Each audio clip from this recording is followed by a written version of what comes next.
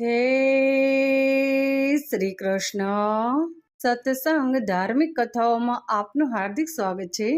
આજે આપણે જેઠ વદ યોગની એકાદશીનું મહાત્મ્ય, તેની પવિત્ર દિવ્ય કથા વાર્તા અને તેનું પવિત્ર દિવ્ય પુણ્ય ફળ જાણીશું. એકાદશીનું વ્રત ભગવાન નારાયણને સમર્પિત છે. આ વ્રત કરવાથી આપને અવશ્ય મોક્ષ પ્રાપ્ત થાય છે. એક વર્ષમાં આપણે 24 એકાદશી આવે છે, જ્યારે અધિક માસ હોય ત્યારે આપણે 26 એકાદશી આવે છે.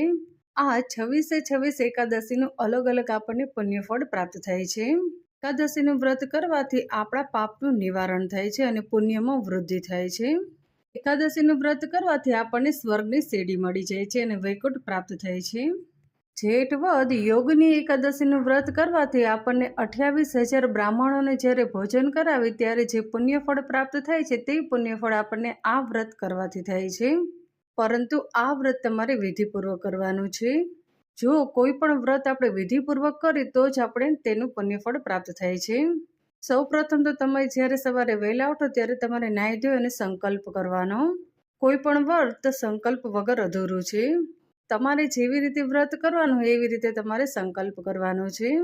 આ વ્રત તમે ફળફળાદી ખાઈને, ઉપવાસ કરીને અથવા તો એકટાણું કરીને કરી શકો છો. આ વ્રત આપણે નિર્જળા પણ કરી શકીએ છીએ.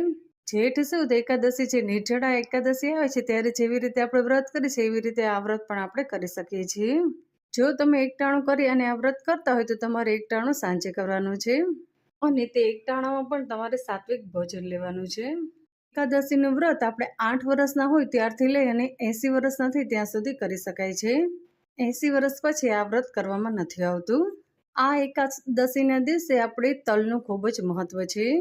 આ દિવસે તમારે બની શકે ત્યાં સુધી તલનું દાન કરવું. તલનું દાન તમે જ્યારે કરો ત્યારે યોગ્ય વ્યક્તિને કરવું. તમારે આજુબાજુ જો મંદિર હોય તો મંદિરમાં તમે બ્રાહ્મણને તલનું દાન કરી શકો છો. એકાદશીના વ્રતમાં આપણે લક્ષ્મી નારાયણની પૂજા કરવામાં આવે છે.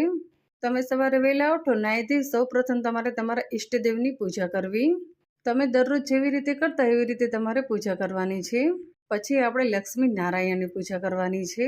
તમારે એક બાજોટ લઈ તેના પર પીળું વસ્ત્ર પાથરવું.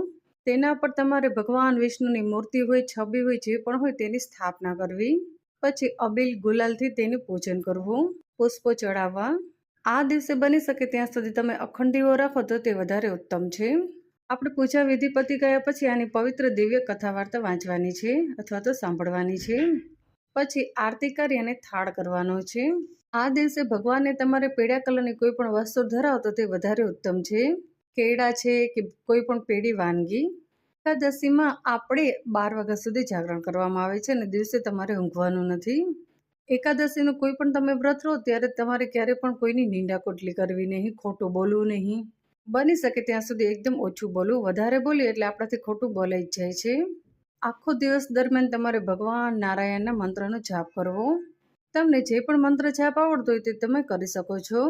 વિષ્ણુ સહસ્ત્ર, વિષ્ણુ અષ્ટોત્તર શતનામાવલી. જો આપણને બીજું કોઈ ન આવડે તો ઓમ નમો ભગવતે વાસુદેવાયનો સતત જાપ કરી શકીએ છીએ. હવે આપણે આ વ્રતની પવિત્ર દિવ્ય કથા વાર્તા સાંભળીશું. ભગવાન શ્રી કૃષ્ણને ધર્મરાજાએ પૂછ્યું, હે ભગવાન નારાયણ, આપ મને જેઠ વદ એકાદશીનું નામ, તેની પવિત્ર દિવ્ય કથા વાર્તા અને તેનું મહાત્મ્ય કહી સંભળાવો. ત્યારે ભગવાન શ્રી કૃષ્ણ કહે છે કે હે ધર્મરાજા, હું તમને જે પણ કહું છું તે તમે ધ્યાનથી સાંભળો. બધા પાપોનો નાશ કરનાર એવી જેઠ વદ એકાદશીનું પાવનકારી નામ છે અને તે નામ છે યોગની એકાદશી.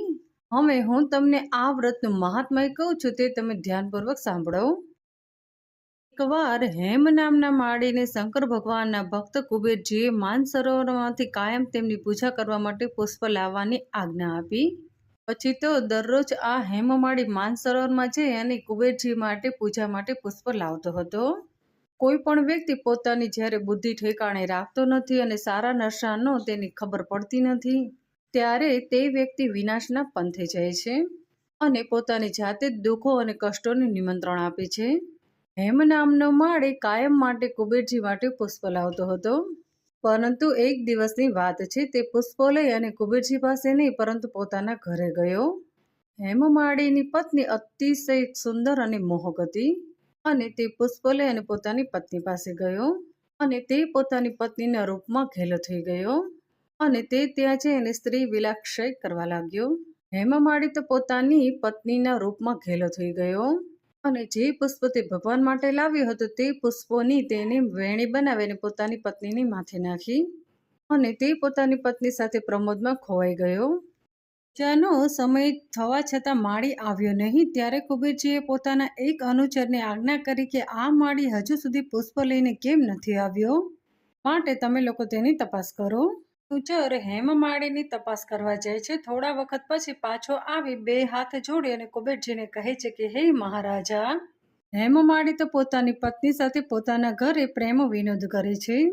આ અનુચરની આવી વાત સાંભળી અને કુબેરજીને તેની ઉપર ખૂબ જ ક્રોધ આવ્યો. કુબેરજીએ તો અનુચરોને આજ્ઞા કરી કે જાઓ તેને પકડી અને મારી પાસે લઈ આવો. આ અનુચરો તો હેમમાળીને ઘરે જઈ અને તેને પકડી અને કુબેરજી પાસે લઈ આવ્યા. આ હેમમાળીને જોતા જ કુબેરજીએ તરત તેને શ્રાપ આપી દીધો કે મારી આજ્ઞાનો અનાદર કર્યો છે, માટે તું કોડિયો બની જા અને સ્ત્રી વિયોગી થઈ જા.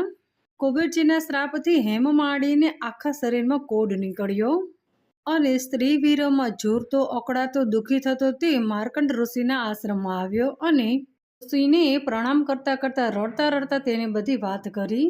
માર્કંડ ઋષિને તો આ હેમમાળીની વાત સાંભળીને તેના ઉપર ખૂબ જ દયા આવી અને તેને કહ્યું કે આ તારા શાપનું નિવારણ મારી પાસે છે. હું તને જે કહું તે તું કરજે. આ બધું હું તને એટલા માટે કહું છું કે તું મારી પાસે આવ્યો અને તે મારી પાસે સત્ય બોલ્યું, માટે હું તને શ્રાપનું નિવારણ કહું છું. તું સાચું બોલ્યો એટલા માટે મને આનંદ થયો અને હું તને એક વ્રત કહું છું.